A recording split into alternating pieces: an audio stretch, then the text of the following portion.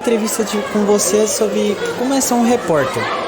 Como é ser um repórter? Essa pergunta é bem ampla e difícil de responder, mas acho que... Deixa eu pensar em como que eu vou conseguir responder isso. Acho que ser um repórter é ser muita coisa ao mesmo tempo, né? É tratar de diversos assuntos numa mesma semana. Então, hoje, por exemplo, a gente está aqui na escola em que vocês estudam, e na semana passada a gente estava fazendo uma reportagem sobre o X, toda aquela questão envolvendo o Twitter, o Alexandre de Moraes, o Elon Musk. Na semana que vem a gente está indo para Porto Alegre fazer reportagem sobre a reconstrução do Estado. Então acho que ser um repórter é ter um pouco disso, de viver uma vida dinâmica. Existem muitas repórteres e muitas outras pessoas que se especializam em algumas determinadas áreas, então não é todo mundo que é repórter que tem essa coisa de fazer várias matérias diferentes, mas acho que o meu trabalho hoje aqui na RT, né, eu trabalho na RT, a gente é uma agência internacional de notícias, está muito vinculado a essa ideia de fazer várias coisas diferentes numa mesma semana. E como que vocês mais ou menos fazem essas reportagens? A gente tem um trabalho assim, eu trabalho na RT, que é esse trabalho que a gente está aqui hoje, e são reportagens em vídeo. Então o nosso esquema de trabalho consiste em ter uma aprovação de pauta. Essa matéria, por exemplo, é sobre o uso do celular nas escolas, né? Então foi uma reportagem que foi sugerida pelos nossos chefes, e aí a gente tem um trabalho de produção, que é ligar para a Secretaria de Educação para pedir para fazer essa gravação.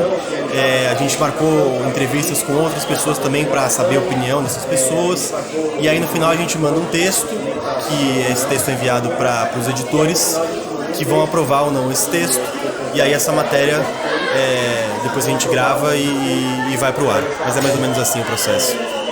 Calma aí, rapidinho. Ô Pereira, vê se tá gravando certinho aqui,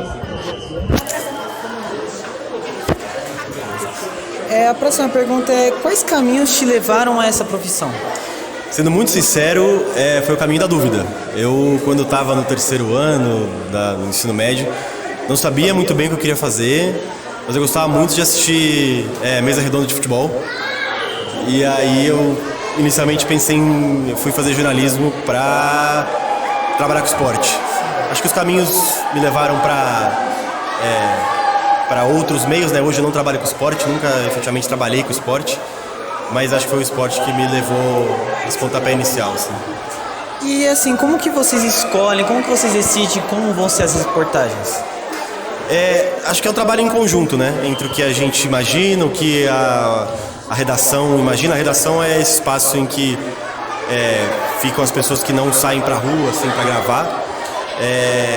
E acho que a gente trabalha em conjunto, assim, do que a gente tem de ideia, do que eles têm de ideia, e sempre tentando chegar num denominador comum, e acho que é mais ou menos por aí.